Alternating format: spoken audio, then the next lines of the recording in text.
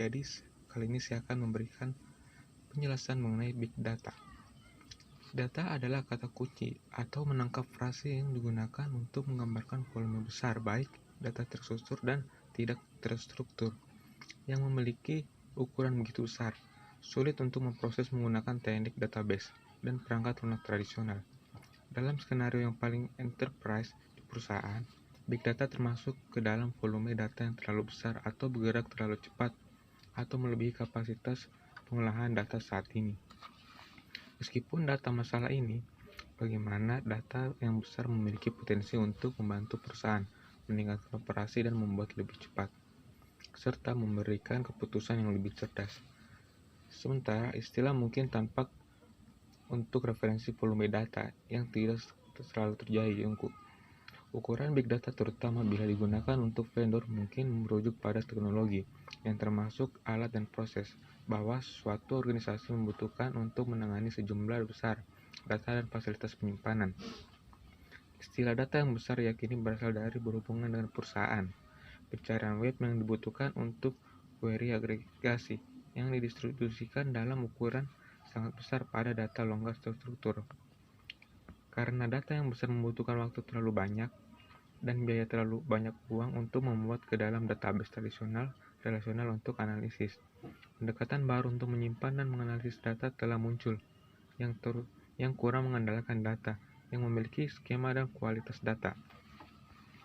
Sebaliknya, data mentah yang metadata diperpanjang dikumpulkan dalam penyimpanan, data dan mesin belajar dan program kecerdasan buatan, dengan menggunakan algoritma kompleks untuk mencari pola berulang. Analisis data yang besar sering dikaitkan dengan komputasi awan, karena analisis data set besar dalam real time membutuhkan platform seperti Hadoop untuk menyimpan kumpulan big data di cluster yang didistribusikan dan MapReduce untuk mengkoordinasikan, menggabungkan, dan mengolah data dari berbagai sumber. Contoh Big Data. Contoh Big Data mungkin seperti petabyte atau exabyte, data yang terdiri dari miliaran triliun catatan jutaan orang-orang, semua dari berbagai sumber, misalnya web penjualan, pusat kontak pelanggan, media sosial, ponsel data, dan sebagainya. Data tersebut biasanya data longgar terstruktur yang sering tidak lengkap dan tidak dapat diakses. Big Data dalam database bisnis. Ketika berhadapan dengan dataset yang lebih besar, organisasi menghadapi kesulitan untuk dapat membuat, memanipulasi, dan mengelola data yang besar. Big Data ini terutama menjadi masalah dalam bisnis analytics karena alat dan prosedur standar tidak dirancang untuk mencari dan menganalisis dataset yang benar. Sebagai penelitian dari perusahaan induk, Webopedia QueenStreet menunjukkan inisiatif Big Data yang untuk pertumbuhan eksplosif. QueenStreet disurvei 540 perusahaan pembuat keputusan yang terlibat dalam Big Data dan menemukan dataset yang menarik. Bagi banyak bisnis saat ini termasuk database, inventory tradisional terstruktur, order dan informasi pelanggan, serta data tidak terstruktur dari web, situs sejarah sosial, dan perangkat cerdas. Data ini ketika ditangkap di format dimanipulasi, simpan, dan dianalisis, dapat membantu perusahaan untuk mendapatkan wawasan yang berguna, untuk meningkatkan mendapatkan atau mempertahankan pelanggan, dan meningkatkan operasi Big Data juga dapat disebut sebagai data perusahaan besar. Data apakah yang besar dinamakan Big Data? Sebelum kita menyelidiki tentang data yang paling umum, pertama-tama kita harus mendefinisikan Big Data. Tidak ada jumlah gigabyte atau terabyte atau petabyte yang memisahkan Big Data dari data berukuran rata-rata. Data storage terus berkembang. Jadi seperti seperti sekarang, mungkin tampak seperti jumlah normal dalam suatu atau 2 tahun. Selain itu, setiap organisasi berbeda, sehingga jumlah data yang tampaknya menentang untuk sebuah toko retail kecil mungkin tidak terlalu mirip dengan perusahaan jasa keuangan besar. Sebagai gantinya, kebanyakan ahli mendefinisikan Big Data dari 3 sisi, yaitu yang pertama adalah volume. Jadi volume ini adalah bagian Big Data adalah kumpulan data yang begitu besar sehingga organisasi yang memilikinya menghadapinya tantangan terkait dengan penyimpanan atau pemrosesannya. Kenyataannya, ternyata seperti e-niaga, mobilitas, media sosial, dan internet hal menghasilkan begitu banyak informasi, sehingga hampir setiap organisasi mungkin memenuhi kriteria ini. Yang kedua adalah velocity. Jika organisasi Anda menghasilkan data baru dengan kecepatan tinggi dan perlu merespons secara real time, Anda memiliki kecepatan yang terkait dengan big data. Sebagian besar organisasi yang terlibat dalam e-niaga, media sosial, atau IoT memenuhi kriteria ini untuk big data. Variety. Jika data Anda dalam berbagai format, ragamnya memiliki data yang besar. Misalnya, penyimpanan data yang besar biasanya mencakup pesan email, dokumen, pengolahan kata, gambar, video, dan presentasi. Serta data yang berada dalam sistem pengolahan basis, data relasional yang terstruktur. Hadoop.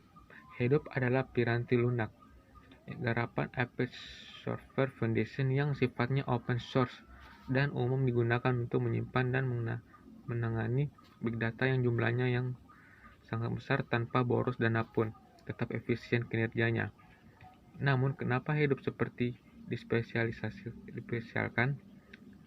Secara sederhana, software ini sanggup menangani data yang ukurannya raksasa, kemudian menyalurkan ke server, kluster distribusi, dan selanjutnya menjalankan aplikasi analisis terdistribusi di setiap cluster. Hadoop didesain supaya dia tetap handal dalam bekerja. Aplikasinya akan terus berjalan meskipun ada suatu atau beberapa server maupun cluster yang gagal. Operasionalnya pun efisien sebab cara kerjanya tidak memerlukan transfer data bervolume besar lintas jaringan. Apache sendiri mendeskripsikan Hadoop sebagai berikut. Apache Hadoop merupakan kerangka atau framework yang memungkinkan dilakukannya proses pendistribusian berskala besar yang diatur dalam klaster-klaster komputer dengan memanfaatkan model pemrograman yang sederhana. Hadoop didesain untuk merekayasa satu server sehingga seolah-olah menjadi terdiri dari ribuan mesin. Setiap mesin menyediakan komputasi lokal beserta lokal penyimpanannya.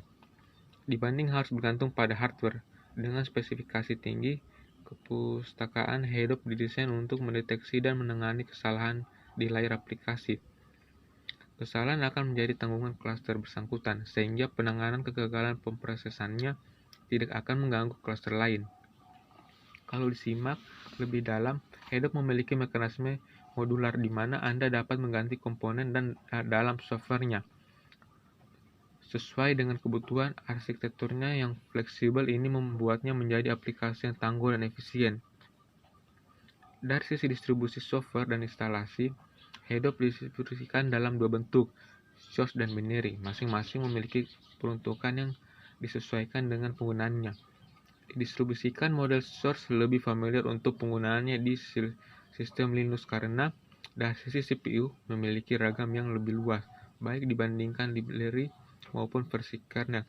Pun hampir di setiap versi Linux sudah terinstall sebuah compiler. Kenapa compiler? Ini penting, sebab setelah Anda mengunduhnya, hal berikutnya yang harus dilakukan adalah melakukan kompilasi baru selanjutnya software yang bisa digunakan. Sedangkan model binary umum ditunjukkan bagi pengguna sistem Windows. Versi distribusi ini langsung berbentuk software instalasi Hadoop yang utuh dengan beberapa tambahan konfigurasi dan bisa langsung digunakan tanpa harus dilakukan komplikasi karena Windows tidak memiliki kompiler bawaan. Cara kerja Hadoop. Hadoop adalah framework yang bekerja dengan mendistribusi dataset dalam jumlah besar ke beberapa mesin berbeda. Data-data ini diproses di waktu yang bersamaan. HDFS digunakan untuk menyimpan Redis memproses data tersebut, sementara ARN berfungsi untuk membagi tugas. Sekian dan terima kasih.